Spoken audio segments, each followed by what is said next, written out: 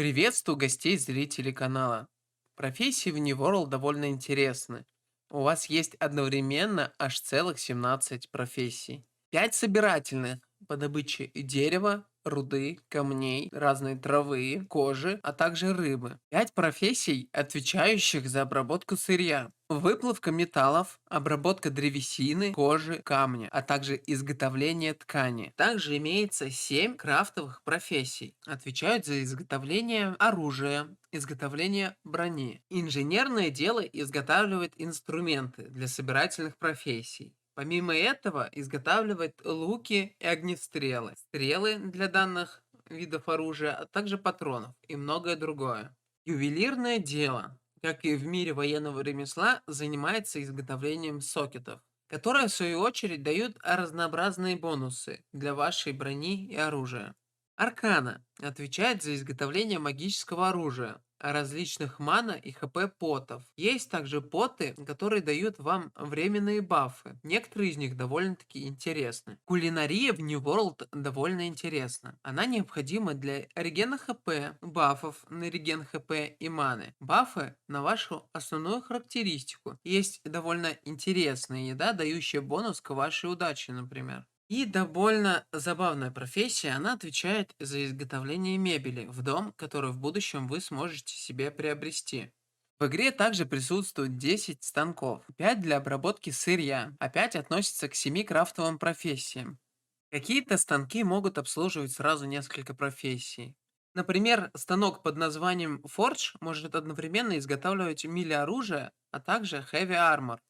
Для крафта всего оружия нужно дерево. Руда необходима где-то в 80% крафтов в этой игре. Камни необходимы для квестов и заточки оружия, плюс драгоценные камни, необходимые для ювелирки. Помимо этого, также ювелиры делают ключи, которые позволяют вам ходить в данжи. Травничество необходимо для изготовления ткани, изготовления множества потов, получения эссенций и так далее. Скиннинг. Помимо кожи мы получаем множество других предметов различной редкости. Редкие или не очень части животных.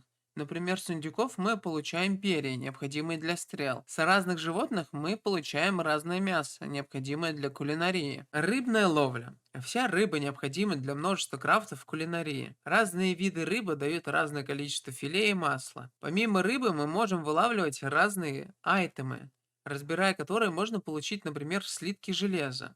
С довольно маленьким шансом выпадают сундучки с ресурсами. С них местами можно получить довольно ценные ресурсы. Для всех этих профессий нужен инструмент. По одной штуке на каждую профессию. Кирка, топор, нож, серп и удочка. Данных инструментов есть 5 тиров. В зависимости от тира зависит скорость сбора ресурса. Первый тир имеет 100% скорость лута, а пятый 625, чтобы вы имели в виду. При крафте вы можете добавить ресурс, именуемый азот. Инструмент в таком случае получит рандомный перк, и от того, какой перк получится, зависит то, насколько эффективно вы будете фармить ресурсы.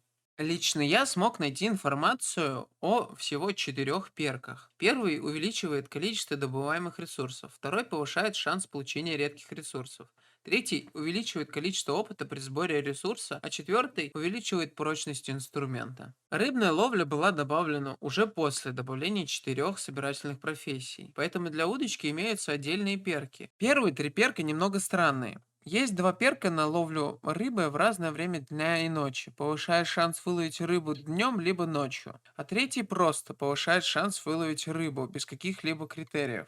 Не знаю, зачем нужны первые 2, если есть третий. Ну да ладно. Помимо этих перков есть перки различные на дальность заброса, на прочность и на прочность лески. У инструментов есть тир, так и у перков он присутствует. Чем выше тир оружия, тем выше тир перка. Но помимо того, что должен прокнуть нужный перк, присутствует довольно большой фактор рандома. Например, перк для доп. Сбора ресурсов может получить от 10 до 19%. Аналогично работают все остальные перки. Ну и для истинных фармеров, конечно же, нужны сумки. В игре есть 5 тиров сумок. Первый дают за квест, все остальные крафтятся. Крафт сумок довольно дорогостоящий, так как требует фракционный айтем, который покупается за валюту фракции. Сумки есть от 50 до 300 кг веса. Также есть перки на увеличение количества носимого веса и множество перков на снижение веса определенных предметов. Одновременно сумок носить можно 3. Плоты под них открываются при повышении уровня вашего персонажа. Все инструменты и сумки требуют от вас определенный уровень, имейте в виду. Помимо инструментов разного тира, на скорость лута влияет уровень прокачки локаций, в которые вы добываете, и перк на скорость сбора ресурсов. На скорость также влияет тот стат, что вы решили прокачивать. Помимо скорости у вас также появляются и другие бонусы для той или иной собирательной профессии. Помимо собирательных профессий, некоторые ресурсы добываются в подземельях. Просто с мобов в открытом мире.